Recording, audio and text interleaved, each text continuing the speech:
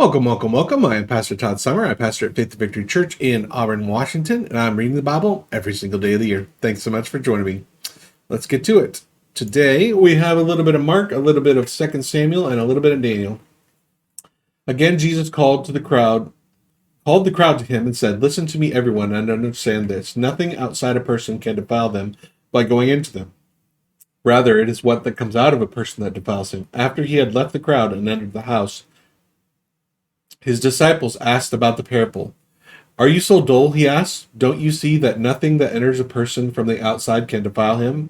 For if it doesn't go into their heart, but into their stomach, then out of the body." In saying this, Jesus declared all foods clean.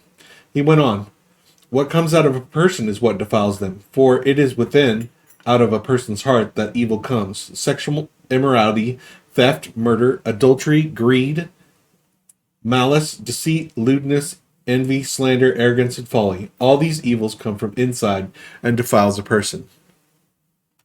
Jesus left that place and went into the vicinity of Tyre. He entered a house and did not want anyone to know it. Yet he could not keep his presence a secret. In fact, as soon as she heard about him, a woman whose daughter had been possessed by an impure spirit came and fell at his feet. The woman was a Greek, born in Syrophoenicia. She begged Jesus to drive out the demon of her daughter.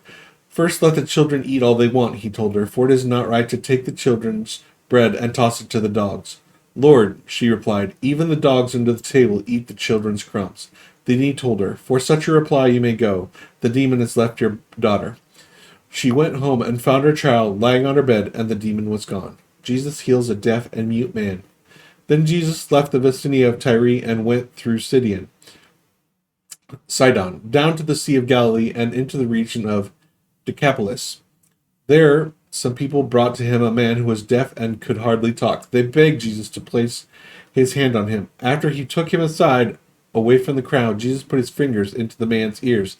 Then he spit and touched the man's tongues. He looked up to heaven with a deep sigh and said, "Ephphatha," which means "be opened." At this, the man's ears were opened, his tongue was loosened, and he began to speak plainly. Jesus commanded them not to tell anyone, but the more he did so, the more they kept talking about it. People were overwhelmed with amazement. "He had done everything well," they said. "He even makes the deaf hear and the mute speak." 2 Samuel 18. David mustered the men who were with him and appointed over them commanders of thousands and commanders of hundreds. David sent out his troops, a third under the command of Joab, a third under Joab's brother Abishai, son of Zeruiah, and a third under Ittai the Gittite. The king told the troops, "I myself will surely march out with you." But the men said, "You must not go out, for if we are forced to flee, they won't care about us. Even if half of us die, they won't care. But you are worth 10,000 of us. It would be better now for you to give us support from the city." The king answered, "I will do whatever seems best to you." So the king stood beside the gate, while all his men marched out in units of hundreds and thousands. The king commanded Joab, Abishai, and Ittai, "Be gentle with the young man Absalom for my sake." For all the troops heard the king giving out orders concerning Absalom for each of the commanders. David's army marched out of the city to fight Israel, and the battle took place in the forest of Ephraim. There Israel troops were routed by David's men, and the casualties that day were great, 20,000 men. The battle spread out over the whole countryside, and the force swallowed up more men that day than the sword. Now Absalom happened to meet David's men. He was riding his mule. As the mule went under the thick branches of a large oak, Absalom's hair got caught in a tree. He was left hanging in midair, while the mule he was riding kept on going. When one of the men saw what had happened, he told Joab, "I just saw Absalom hanging in an oak tree." Joab said to the man who had told him this, "What, you saw him? Why didn't you strike him to the ground right there? Then I would have given you 10 shekels of silver and a warrior's belt." But the man replied, "Even if 1,000 shekels were weighed out in my hands, I would not lay a hand on the king's son." In our hearing, the king commanded you and Abishai and Ittai, "Protect the young man Absalom for my sake." And if I had put my life in jeopardy, and nothing is hidden from the king, you would have kept your distance from me. Joab said, "It is not going to wait like this for you. So he took 3 javelins in his hands and plunged them into Absalom's heart while Absalom was still alive in the oak tree. And 10 of Joab's armor bearers surrounded Absalom, struck him, and killed him. Then Joab sounded the trumpet, and the troops stopped pursuing Israel, for Joab halted them. Then Absalom threw him into a big pit in the forest and piled up a large heap of rocks over him. Meanwhile, all the Israelites fled to their homes. During his lifetime, Absalom had taken a pillar and erected it in the king's valley as a monument to himself, for he thought, I have no son to carry on the memory of my name. He named the pillar after himself, and he called it Absalom's monument to this day. David mourns. Now, Ahimaaz, son of Zadok, said, Let me run to take the news to the king that the Lord has vindicated him by delivering him from the hands of his enemies. You are not the one to take the news today, Joab told him. You may take the news another time, but you must not do so today, because the king's son is dead. Then Joab said to a Cushite, Go tell the king what you have seen. The Cushite bowed before Joab and ran off. Ahimaaz, son of Zadok, again said to Joab, Come what may, please let me run behind the Cushite. But Joab replied, My son, why do you want to go? You don't have any news that will bring you a reward. He said, Come what may, I want to run. So Joab said, Run. Then Ahimaaz ran by the way of the plain and outran the Cushite. While David was sitting between the inner and outer gates, the watchman went up on the roof of the gateway by the wall. As he looked out, he saw a man running alone. The watchman called out to the king and reported it. The king said, If he is alone, he must have good news. And the runner came closer and closer. Then the watchman saw another runner, and he called out down to the gatekeeper, Look, another man running alone. The king said, He must be bringing good news too. The watchman said, It seems to me that the first one runs like Ahimaaz, son of Zadok. He is a good man, the king said. He comes with good news.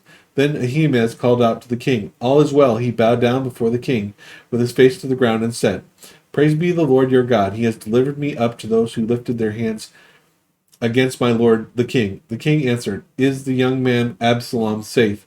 Ahimaaz answered, I saw great confusion just as Joab was about to send your king servant and me, your servant, just as Joab was about to send the king's servant and me, your servant, but I don't know what it was. The king said, Stand aside and wait here. So he stepped aside and stood there. Then the Cushite arrived and said, My lord the king, hear the good news. The Lord has vindicated you today by delivering you from the hand of all who rose up against you.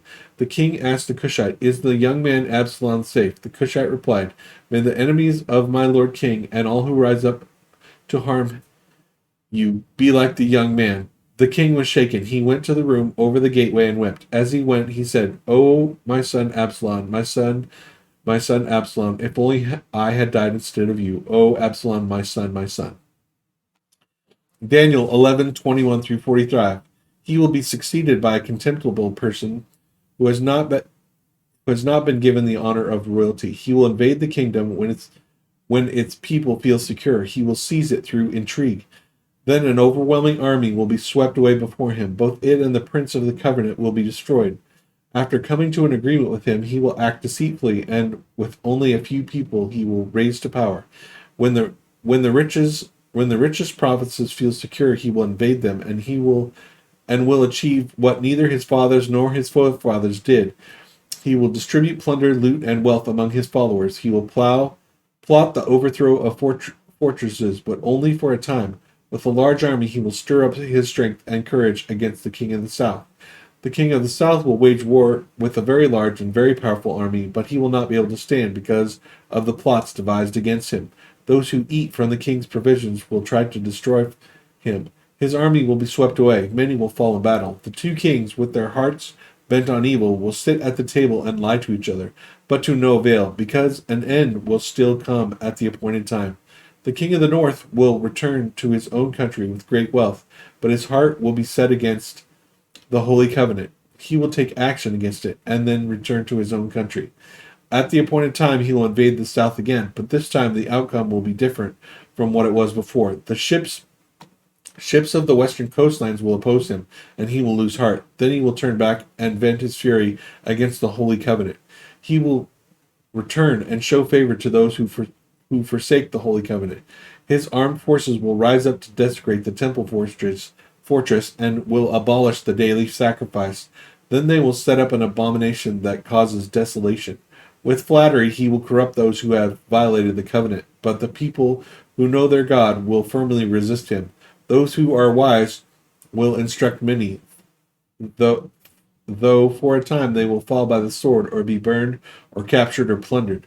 When they fall, they will receive little help, and many who are not sincere will join them. So some of the wise will stumble, so that they may be refined, purified, and made spotless until the time of the end. For it will still come at an appointed time. The king who exalts himself. The king will do as he pleases. He will exalt and magnify himself above every god and will say unheard of things against the God of gods. He will be successful until the time of wrath is completed, for what has been determined must take place. He will show no regard for the gods of his ancestors. Oh, excuse me. Or for the one desired by woman, nor will he regard any god, but will exalt himself above them all. Instead of them, he will honor a god of fortresses, a god known to his ancestors. He will honor the god with gold and silver, with precious stones and costly gifts. He will attack the mightiest fortresses with the help of a foreign god, and will greatly honor those who acknowledge him. He will make them rulers over many people, and will distribute the land at a price. At the time of the end of the king of the south, At the time of the end, the king of the south will engage him in battle. The king of the north will storm out against him with chariots and cavalry, and with great fleets of ships. He will invade many countries and sweep through them like a flood. He will also invade the beautiful land. Many countries will fall, but Edom, Moab, and the leaders of Ammon will be delivered from his hand. He will extend his power over many countries. Egypt will not escape. He will gain control of the treasures of gold and silver and all riches of Egypt, and with the Libyans and Cushites in submission. But reports from the east and the north will alarm him, and he will set out in a great rage to destroy and annihilate many. He will pitch his royal tents between the seas at the beautiful holy mountain. Yet he will come to his end, and no one will help him. Amen, amen. Well, thank you so much for joining me today. I really appreciate that. I would also really appreciate a like and a comment on this video. Have a great day. God bless.